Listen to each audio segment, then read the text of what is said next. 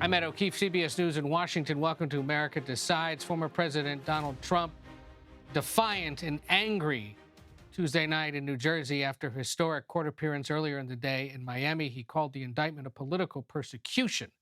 The former president pleaded not guilty to 37 felony counts at the federal courthouse in Miami. He is accused of mishandling classified documents and attempting to block the Justice Department's attempts to get them back.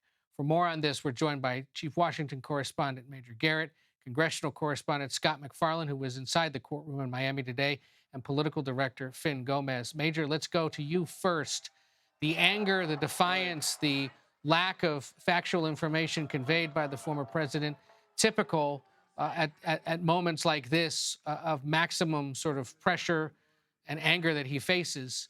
But ultimately, this may result in yet more political benefit, sustaining his front-runner status and potentially raising millions of dollars off this indictment. Yes, a couple of things, Ed. Just a second ago, the audience spontaneously saying happy birthday to the former president. His birthday will be tomorrow, June 14th.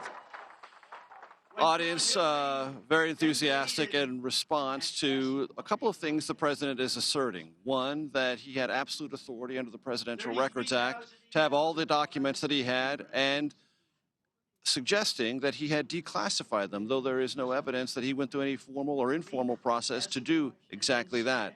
And then a long litany of descriptions about things that Hillary Clinton did, that Vice President Joe Biden did when he was vice president or as a senator, all, he says, unprosecuted, and he is therefore, in his expression here tonight, the victim of a political persecution. This crowd is receptive, as I said.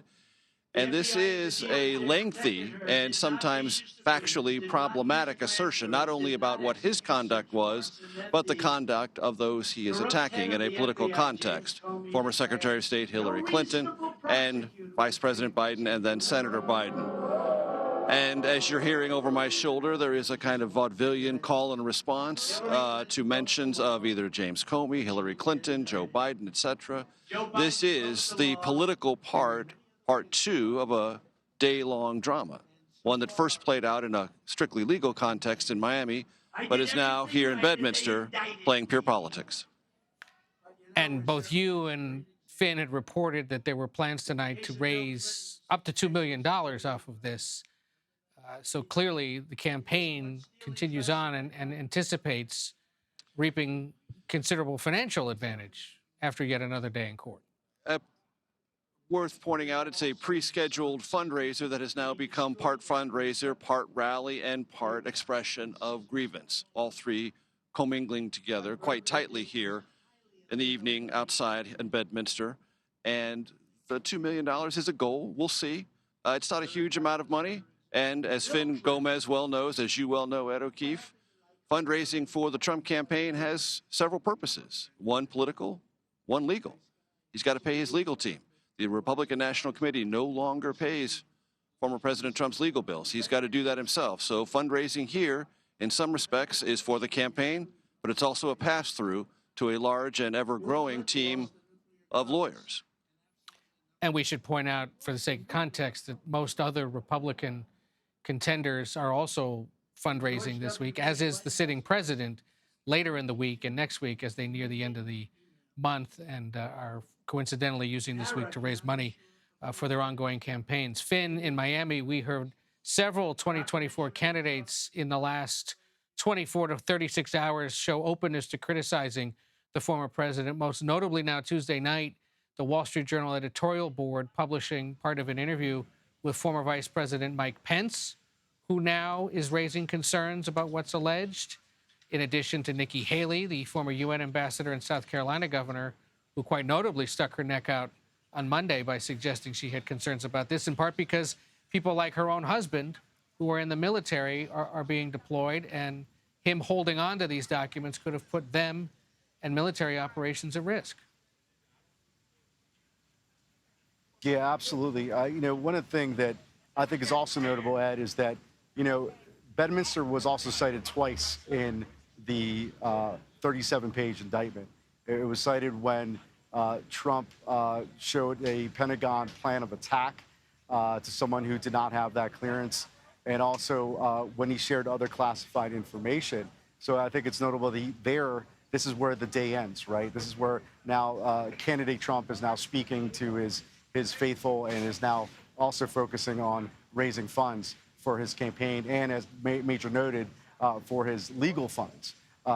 But it is notable. It is notable, and I think part of that, Ed, is also because of our own CBS News polling that came out just a few days ago, and also new polling today that shows that he still has this dominant position in this early stage in the Republican primary race. 30 to 40 points, not just in our poll, but in other polls, the ABC poll, that shows that, you know, if you're a rival in this race, now is the time to contrast. One of those issues that could possibly be, and I think some see this, especially Chris Christie and others who have that national security background, but that Achilles heel could be national security. And the fact that he was showing, classified maps, the fact that he's showing a plan of attack and other classified information that dealt with national security in such a cavalier way, allegedly, I think that does raise some concerns, not just among this Republican field that was for the last few months pretty timid, not so vocal and critical towards the former president, but also to some perhaps in the Republican electorate. So it'd be interesting to see in the coming weeks how that is handled and how that is approached by others, including Florida Governor Ron DeSantis, who's going to be heading to Nevada for the first time this weekend. And in fact, DeSantis plus today, former House Speaker Paul Ryan on CBS Mornings making the general election electability argument that if winning the primary is one thing, but he can't seem to find general election support sufficient enough to win back the White House. So we'll see. Scott McFarland, also there up high on a Miami balcony for us tonight, has had a heck of a day. He learned to appreciate today why the NBA team is named the Miami Heat, because he was out running in it today for us to give us a sense of what was going on in the courtroom. Take us back inside the federal courthouse. Remind us how it went and what stuck out to you as sort of the more dramatic or unique moments of what you witnessed. There was so much symmetry, Ed, between Donald Trump's mannerisms and disposition in the courtroom here today as what we saw in the courtroom in Manhattan. Largely expressionless in his face, hunched over at the shoulders, leaning over the defense table, his arms crossed, infrequently speaking with the attorneys on either side of him, and infrequently using the papers in front of him to jot down notes. He, as he walked out of the courtroom, was watched at every moment by the man sitting about 15 feet away. The special counsel, Jack Smith, was in the front row of this courtroom and eagle-eyed Trump as Trump walked out. It was about a 45-minute proceeding. The former president formally pleaded not guilty. Then we heard the release conditions, and they are remarkably light for the former president. He can still travel the world, doesn't surrender his passport, can travel throughout the country, travel internationally. That domestic travel is pretty important if you're running for the Republican nomination for president. And there's no bond money to put forward. He has an assured bond. Didn't even get a mugshot, Ed, because the marshals told us he's a pretty recognizable guy. There are a few photos of Donald Trump out there just in case law enforcement needs a reference later in this case. He had digital fingerprinting done. He was formally booked, that's the phrase, and he did meet with his new pretrial services officer. It was a hushed courtroom, pretty big, rather regal courtroom, the ceremonial courtroom here at the federal courthouse in Miami. There is a chance this case, if it goes to trial, could have its trial right here in Miami, far and away the largest and most secure complex the federal court system has in this southern district of Florida.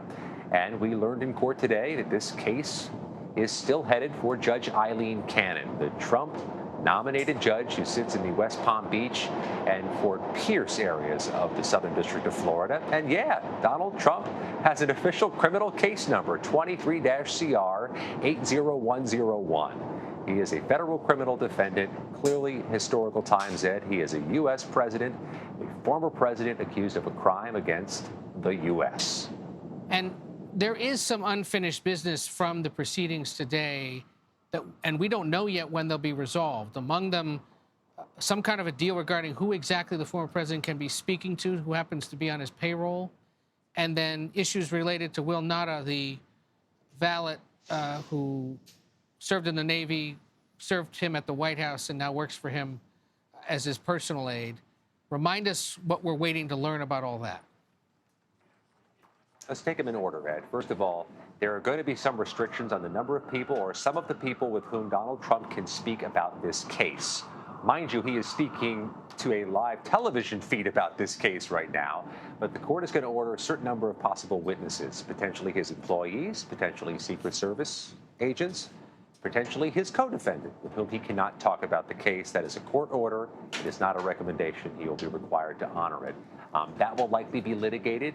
So much of what happens in this case is likely to be litigated, which is one reason why it's difficult to get our hands on what the possible timetable is here. They didn't even schedule the next official hearing in this case today. Could be weeks, could be months, could be here in Miami, could be elsewhere. And the other matter you referenced, which is Nada himself, he was not arraigned as scheduled today because he has not yet secured Southern District of Florida certified counsel, an attorney who is free to do business here. He has an attorney from out of town right now. Some of this did pop up on short notice. They didn't realize potentially that he'd be charged in the Southern District of Florida, maybe as late as last Thursday till he got that news. The former president had an 11th hour addition to his legal team to make sure he had local counsel here today so that he could be arraigned. And it's likely Nada will be formally arraigned in the next couple of weeks. He might not have to make the trip back here. They may be able to do it virtually. Finn, you are not only our political director now, you used to cover the White House and you used to cover South Florida. I have one question that was percolating here in D.C. that you might be able to help us with. All of what transpired today, the motorcades in Miami and back to his home in New Jersey, the security around the courthouse for him and for others gathered, that was all taxpayer funded, right? Yeah, absolutely. 100%. So, and the only as real... it often is, yeah. Yeah, the only personal expense he would potentially have today was for the jet fuel and for the event he's hosting at his home tonight, right? Yeah, that's right. I mean, you know, and ostensibly paid for by his campaign or his super PAC. But yeah, that is primarily taxpayer funded, correct? Right. And yeah.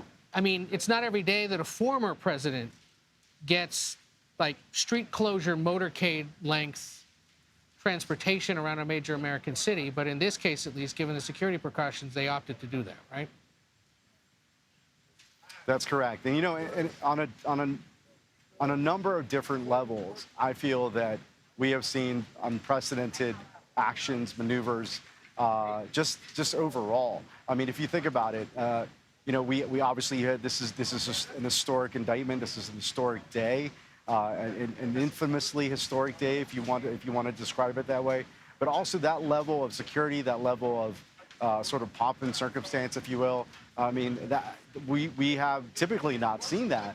Unless it is for a sitting president. So, yes, all of it is uncharted and a bit atypical. Yeah, it's worth noting that. Major Garrett, as we close this out, back to you in New Jersey, what does the former president do next politically after this? Do we have any sense of whether there's campaign stops scheduled or other moves to be made on the campaign trail? I will defer to Finn on the next scheduled appearances of the former president, but you can be certain that there will be more rallies and events, North Carolina, South Carolina, Iowa, maybe not in that order, but in the not too distant future. But one thing I want to make sure that the audience understands, just a few moments ago, former President Trump here in Bedminster said that for 7 years, the United States government has exercised a campaign, these are his words, of psychological warfare against the United States, using disinformation to paint him as something less than he is. That's what he just said, that for 7 years he has been the victim of a U.S. government psychological warfare campaign. To be continued. Chief Washington Correspondent Major Garrett in Bedminster, New Jersey. Congressional Correspondent Scott McFarland and Political Director Finn Gomez in Miami. Thank you to you guys, to your teams who've been with you all day. Great to be alongside you for another historic day of legal and political coverage in America. We thank you. Special counsel Jack Smith has pledged a speedy trial for Donald Trump. Next, we look at what to expect as the proceedings move forward. We're streaming America Decides.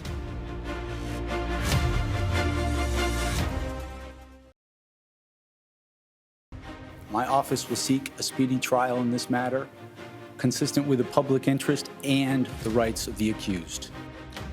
Welcome back to CBS News, continuing coverage of the indictment of Donald J. Trump. This is America Decides, and that was Special Counsel Jack Smith, who, of course, is overseeing the federal cases against former President Trump. Let's now bring in our CBS News legal analyst, Ricky Kleeman, who's in New York. Ricky, he was referred to repeatedly in court as the former president, not as Mr. Trump, not as the defendant. He was allowed to keep his passport. He's got unfettered access to the world with no travel restrictions. They're working out, apparently, a plan for who exactly he can speak to on a regular basis regarding the case and other matters. And we still don't know when exactly this is going to reconvene or proceed. What do you make of how it all played out today in Miami? I think that we have to remember that arraignments are really pretty perfunctory. The purpose of an arraignment is to apprise the defendant of the charges and for him to enter a not guilty plea, which was done by his attorney. In terms of having restrictions in terms of his travel or surrendering his passport, I didn't expect any of that to occur in any event. He's campaigning to become the next president of the United States. Addressing him as former President Trump versus Mr. Trump versus the defendant, you can never tell what a judge can do, and obviously this magistrate decided to show him respect, and he's entitled to respect. We have to remember that he is presumed innocent at this point and up and until any point where a jury might convict him. But I do want to talk, Ed, about that condition having to do with witnesses. Yeah. I think that there are two things here. Number one is many of these people who may be witnesses may be his employees. So he may have to deal with them on a regular basis, but they're not necessarily people who are close to him. So, of course, he's going to be able to talk to them, but he's being told he should not talk to them about the case. I don't have any problems with that, and that's not necessarily unusual. The problem, which I know if I were representing him, and I expect that his lawyers who are representing him will have to consider, as well as whoever is the local counsel and Mr. Nauta's current counsel have to consider, is to bring a motion about the order that says that Mr. Nauta and Donald Trump cannot speak about the case. It is traditional, it has been approved, that joint defendants can have a joint defense agreement. These two defendants are charged as co-conspirators. Their lawyers must communicate with each other. Their lawyers need to exchange information and see how they are going to go after the government's case together. It is unrealistic for their lawyers not to be able to talk. And now we look to the order going to Donald Trump and to the defendant, Mr. Nauta. This is his valet, for heaven's sake. They are together all the time. He was his body man when Donald Trump was president. That's about as close as any two people can be. The idea, it just seems to me, Ed, that the lawyers are going to appeal that ruling and that these two defendants will ask to be able to talk about the case. And those kinds of motions are the kind that could slow down Jack Smith's public vow for a speedy trial, right? I mean, Yes. This is the way it can be delayed, is by throwing all these motions out there, drag it out beyond the 24 election, or just drag it out as long as necessary in hopes that the prosecution buckles. Well, yes and no. Yes, they will create a delay, but we also have to remember that that's a very legitimate motion, as will be their motions to dismiss. It's not that we should think that they are filing a motion to dismiss or a motion to exclude the testimony of Donald Trump's prior lawyer, where the judge broke the crime fraud exception and allowed that lawyer's testimony to go before the grand jury. That's a very viable motion. So there's one thing to think that lawyers might do things to have frivolous delays. These are not frivolous motions. Yeah, that's a good point. Now, I wanted our viewers to hear from a woman named Alina Habba, who is the former president's attorney and spokeswoman. She spoke earlier today with our senior investigative correspondent, Catherine Herridge, a bit about the potential legal strategy. Take a look, and then we'll talk about it. How does the Trump legal team plan to fight these charges? Well, that's privileged. And obviously our fight is our fight, and it'll come out, in light soon. I think the American people need to remember one thing, though. An indictment reads like a story, which is not typical for an indictment like this, because they want to tell the story. We saw Special Prosecutor Jack Smith stand up and say that every American person should read this and spend the time reading it. Well, of course you want that. Number one, you'll taint a jury pool. Number two, it's the story you wanted for election interference. And we haven't told our side of the story yet, and everything has context, and everything, has to be told both sides. And we're looking forward to doing that. She seems to signal, Ricky, that there could be holes in the indictment. Do you see any that they might be able to exploit? No. I think, frankly, that the indictment is solid. That doesn't mean that they won't try with appropriate motions, as I say, to exclude Evan Corcoran's, his prior lawyer's testimony. And it doesn't mean that they won't attack the indictment itself. I do differ with Alina Habba on one thing. This is a speaking indictment. It's a federal court. This is not unusual to have a long narrative. I've seen it countless times during my practice and during my work as a legal analyst. The federal government can do this, and it's what they do often very well. So I do differ with her about that. We know this case will be fought on motions to dismiss, not on the facts. Yeah, and this reporter can add, in what little legal work he's done compared to you, that yes, the federal government often writes well-written indictments just like this in all kinds of cases. It is not unique. What is unique, however, is the case and all of it that comes with it around the former president. And Ricky, we're glad you're here for the legal analysis. Great to be with you. All right, we'll talk soon. As former President Trump faces legal trouble, polling continues to show he's still far ahead of the 2024 GOP field. How the classified documents case could affect the presidential race. You're streaming America Decides.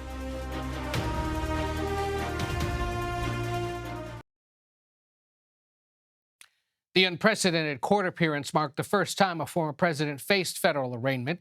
CBS's Catherine Herridge looks at how the case will be a test for both the prosecution and the defense.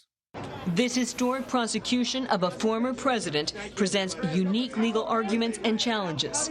While special counsel Jack Smith has a recording where Trump allegedly admits keeping a classified Pentagon memo on Iran, Trump's legal team insists he had broad powers to declassify and keep sensitive records like that one.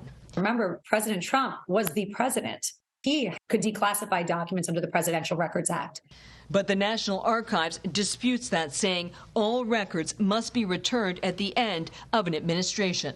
Alina Habba, a Trump lawyer and spokesperson, told CBS News the legal team may move quickly to dismiss the case, citing alleged prosecutorial misconduct.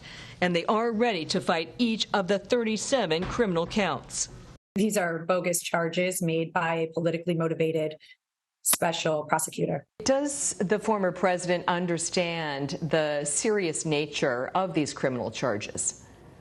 Of course.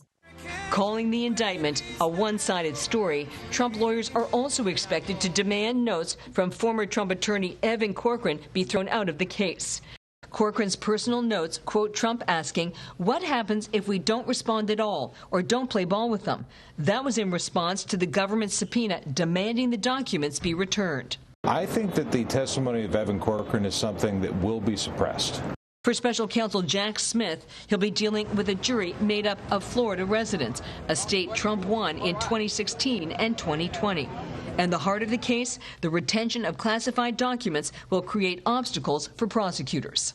The government really has to develop a strategy to use the classified documents without making them public. The judge overseeing the case could also present hurdles. Eileen Cannon, a Trump appointee, slowed the FBI's investigation into the documents last summer.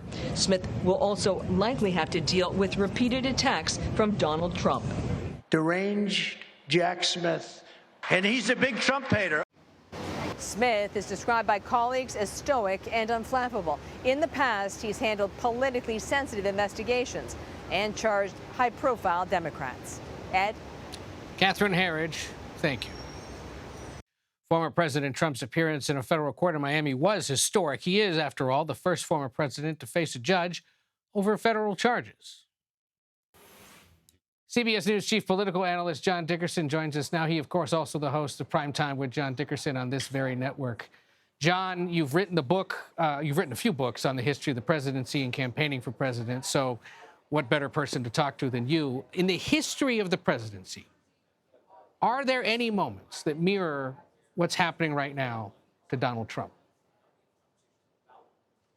No, I mean, nothing close. And that's not just because it's the first former president to have a federal indictment. But it's also because what usually has happened, I mean, the closest analog would be Richard Nixon. And the story of Richard Nixon's departure, it was when his party abandoned him, when it got too hot, when that smoking gun tape was found. And the senior members of his party, including Senator Barry Goldwater, went to him and said, "You've lost my vote." We've seen that kind of political adhesion before to presidents during impeachments and that kind of thing. But this is now a president who's not in office. They don't have to reelect former President Trump, but he has the adhesion of his party as if he were an incumbent facing impeachment, and they're going to do everything they can to hold on to the office. So it's both the fact that this has never happened before in history, but also the fact that you have that political adhesion taking place for somebody who's not actually currently in office. You know, imagine a senator coming to him now saying, "You've lost my vote," and Trump would probably tell him, "Go stick it where the sun don't shine," or something. So yes, that speaks to how things have changed so much. You know, our new poll out this week shows 62% of Republican voters think the former president could beat the current president, Joe Biden, in 2024. There appears to be nothing really breaking his popularity with the party at all, does there? No, I mean, the numbers inside of that poll in all the different ways, you know, that you look at. I mean, there's not, you imagine if there were a question where you polled people who said they didn't want a president named Donald, that he would be leading in that group of voters as well. He has pretty much across the board strength, and it's impervious to all the slings and arrows he's faced, but also to things like when you ask voters, what do you want the candidates to talk about? He's not talking about any of those things, and yet he is the far and away top choice. He's also the top choice of those who are considering other candidates. And this appears to only strengthen him in terms of being attacked by a system that our poll shows most Republican primary voters see as one that's out to get him and that is politically motivated, even though the facts of the case might not support that view. And yet, quickly, former House Speaker Paul Ryan earlier today on CBS Mornings said the former president's not electable. I mean, so even if Republicans support him, Ryan is reminding at least his party they face a real challenge in that general election, right? The tighter the party clings to former President Trump, the more it makes it likely they will elect somebody who has vulnerabilities in the general election. He lost in 2020. His candidates didn't do very well in 2022. And if you look at the indictment as a political document, not a legal one, it gives you a window into how a president would handle the most sensitive aspects of U.S. national security. And then the voters have to decide, do they want to do that again? Do they want to have that same person with those most sensitive elements of U.S. national security for 4 more years? That's a tough argument in a general election. But that's not the election that Republicans are wrestling with right now. No, it's not. John Dickerson there in Miami. We thank you for your historical perspective. We'll talk to you soon. Up next, more on the classified documents that led to Trump's arraignment. I'll speak with a former Inspector General of the intelligence community about the significance of these documents after the break. You're streaming America Decides.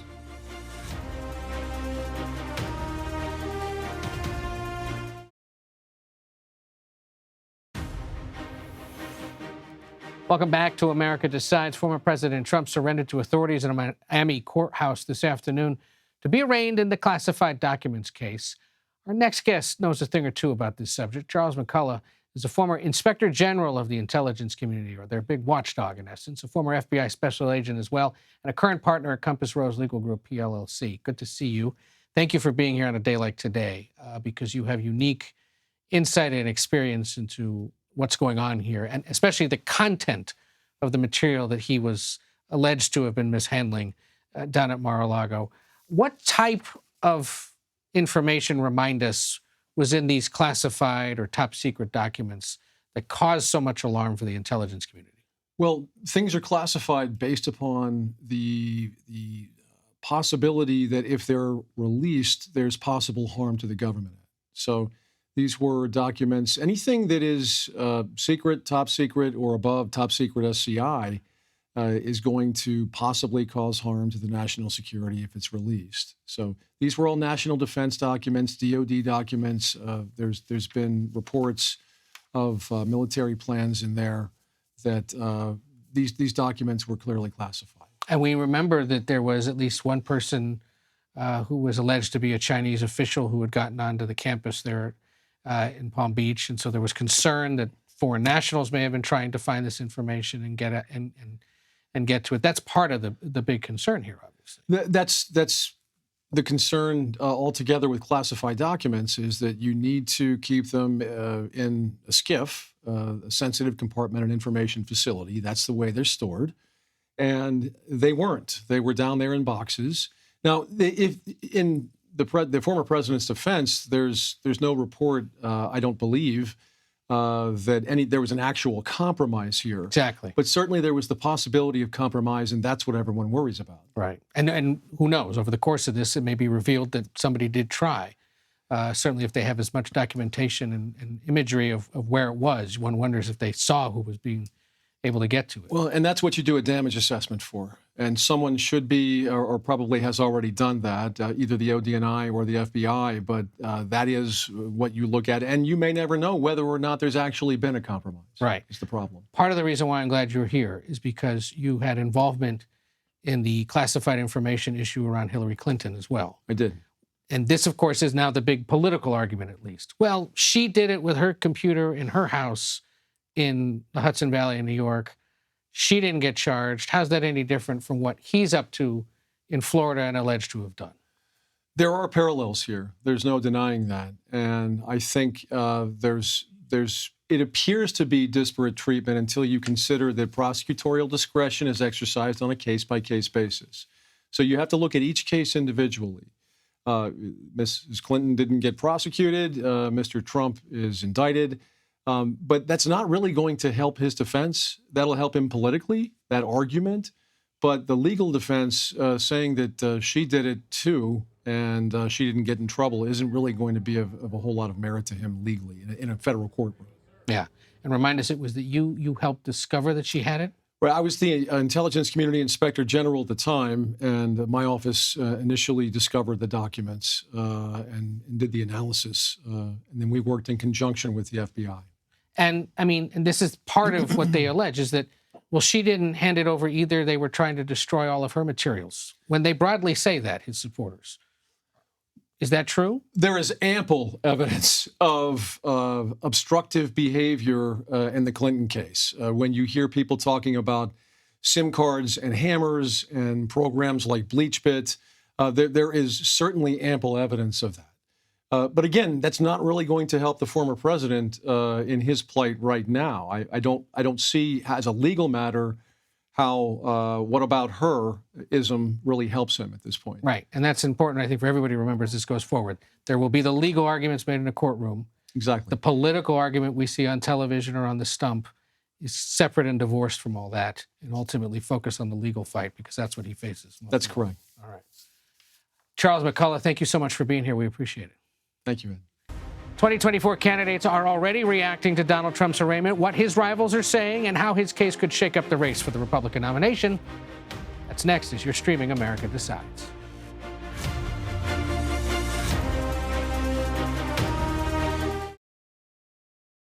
You like Donald Trump or you don't like Donald Trump.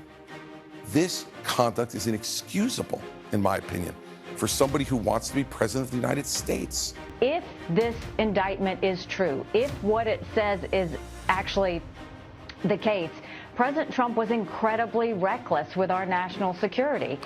Welcome back to America Decides. While the majority of Republicans continue to defend Donald Trump, several 2024 competitors have shown new openness to at least criticize him a bit.